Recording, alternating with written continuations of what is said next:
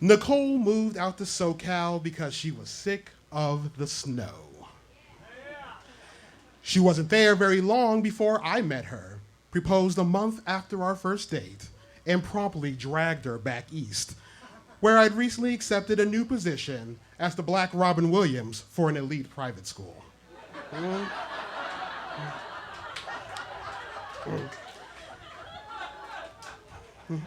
This meant planning our Santa Monica beach wedding from across the country, which is just as easy as it sounds. During this process, Nicole braved treacherous obstacles and hidden enemies, and even encountered a criminal or two. For my part, I swooped in when I was needed. I served as a tiebreaker for her top choices of fabrics and flowers. I approved the menu, insisting on the mac and cheese balls that I ultimately never got a chance to taste.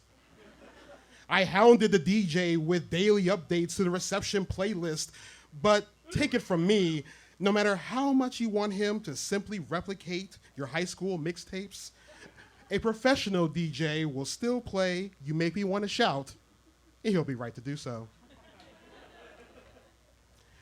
When guests failed to RSVP on time, I threatened to disinvite them, demanding that they choose either the broiled salmon or the blue cheese encrusted steak right this minute, or this friendship was over. But my key contribution to the planning process was the post-rehearsal entertainment. What would follow the walkthrough of the ceremony, dinner, and the surreal blending of our families and friends? How would the bride and groom relax the night before their big day? Simple.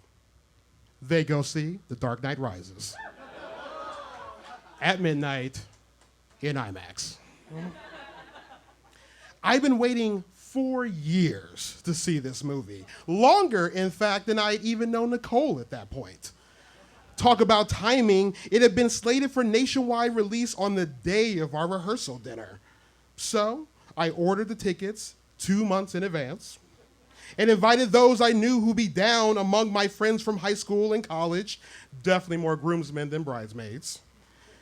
In the end, we rolled into the theater 10 deep, a crew of diehards ready for yet another brooding Chris Nolan masterpiece. When we got there, we were surprised by the lack of security, despite a mass shooting just 24 hours earlier at another midnight showing of Dark Knight Rises in Colorado. In fact, the first words Nicole had said to me that morning were, "The body count is up to 12. 12. At the rehearsal dinner, we'd assured our families that we'd be fine, that there was probably no safer time to go than the day after a shooting, when theaters would certainly be extra vigilant. But there hadn't been a guard at the door. There hadn't even been someone to take our tickets. So for the first half hour of the movie, my eyes darted from exit to exit as I plotted our escape should the shit go down that night at the Century City AMC. I saw myself barking commands through gun smoke, shielding Nicole with my bulletproof frame, maybe even taking down the assailant on my way out. Someone had to. But once it appeared that our viewing would go on without incident, I settled in with my bride for the latest in a long line of Batman features. Indeed, it had been the movies, not the comic books, that had got me into Batman in the first place. Tim Burton's 1989 Batman was the last movie I ever saw in a drive-in theater. It's also the reason why purple was my favorite color growing up. Batman Returns, that twisted, violent tale of misfits and discarded children, remains my all-time favorite Christmas movie. I don't mind Schumacher's zany Batman Forever, and as a completionist, I can even forgive George Clooney and the hot, campy mess that is Schumacher's Batman and Robin. My interest translated to the small screen as well. When I was little, my grandmother would take me to work with her, and while she cooked and cleaned for a family I never saw in person, I'd find a TV and catch reruns of the nutty 1960s series starring Adam West. And as an oily preteen, I logged countless hours on my mother's couch, gorging on the iconic Batman animated series, popping soft batch cookies, and shotgunning Hi-C Ecto Cooler.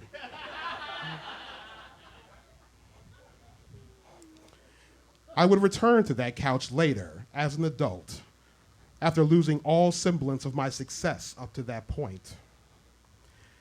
I'd broken up with my first serious girlfriend, a pretty good 2-year relationship that was nearing year 5. I lost my first real job for, among other reasons, being just a little too black to be the only black guy on the faculty. It wouldn't be the last time either.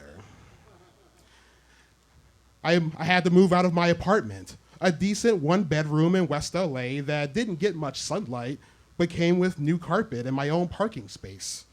It was the first place I'd ever lived on my own. And I lost all this in the course of a month. I went a long time after that unshaven, walking around the house with a ball cap lowered over my eyes. I listened to a lot of Atmosphere and got a tattoo that read, "Things fall apart," not just because I love the book, but because that's exactly what the hell things did. I spent my days at Starbucks nursing cups of plain coffee and pretending to be a writer, or haunting the West Side Pavilion with its then free parking and bygone Barnes & Noble, where I read whole books in daily chunks, dodging the security guard charged with the duty of discouraging that very act. I spent my nights sneaking one-hitters in my car, parked around the corner, spitting stale smoke across my dashboard, wondering, what the fuck has happened to my life? And what was I supposed to do now? As I saw it, I might as well have been dead. After all, I used up the one chance that each of us is given. It's not as though I'd get another 30-year crack at being the man I wanted to be. Worse, it seemed in some ways I'd become the very man I've been running away from all along. I spent much of this period in the dark, roaming around town unseen while the daywalkers slept, ready to wake to their respectability, still holding on to their one chance. And it was during this time that my interest in the Dark Knight was reawakened. I've never been a huge Superman fan. The Olympian, the beacon, the pretty boy, the squeaky clean celebrity beloved by all. Of course, it's easy to be who Superman is if you can do what Superman does. With all those abilities, you almost have no choice but to become Superman. I mean, you don't grow to be 7 feet tall and not try out for the NBA. What Superman shows us is that glory is given to those who are born extraordinary, the strongest, the fastest, the beautiful, the best. But where does that leave the rest of us?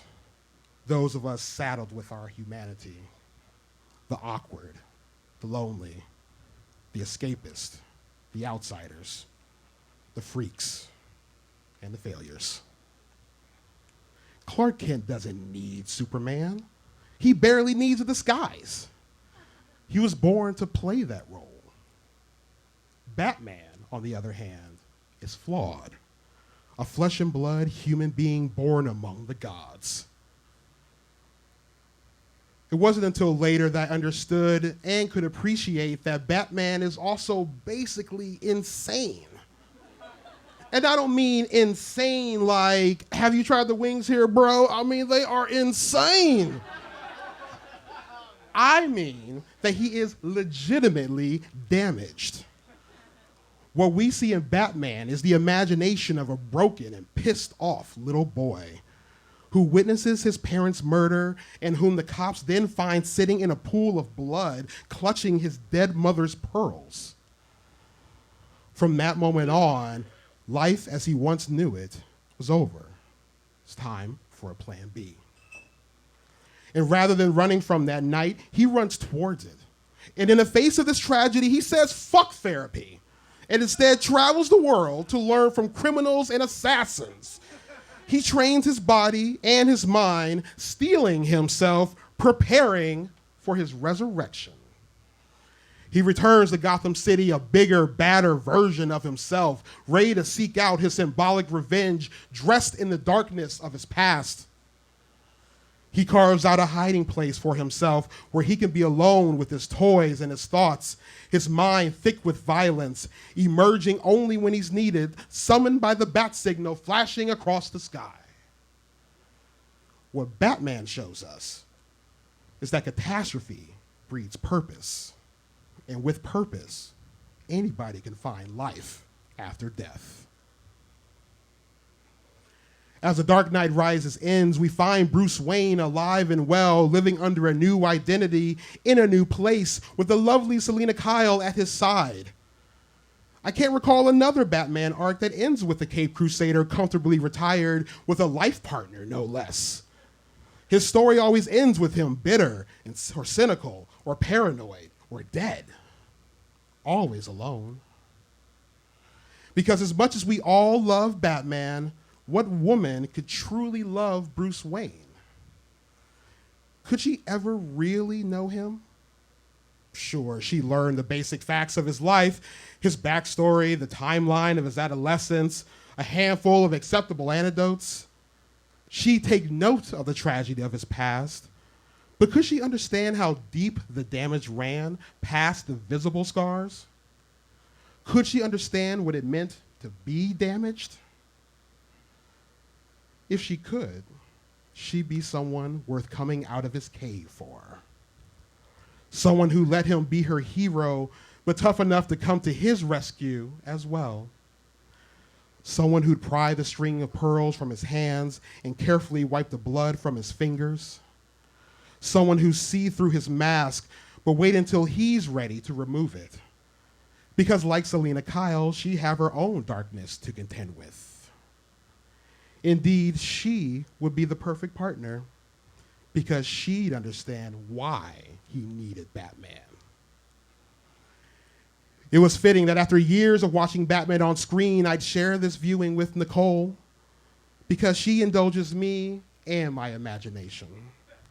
Because she slept all the way to Ohio in order to be with me, even if that also meant more layers of clothing and far fewer avocados.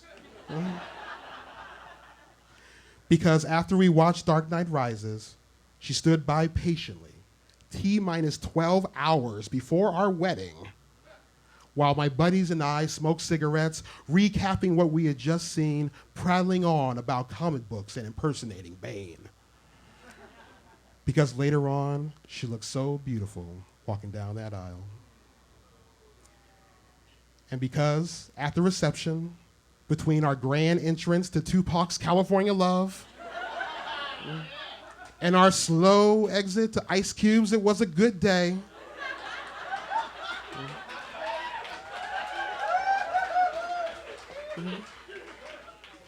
she surprised me with a groom's cake decorated in a cream cheese batsuit, complete with theme music, courtesy of the DJ, and the bat signal flashing across the wall. Thank you.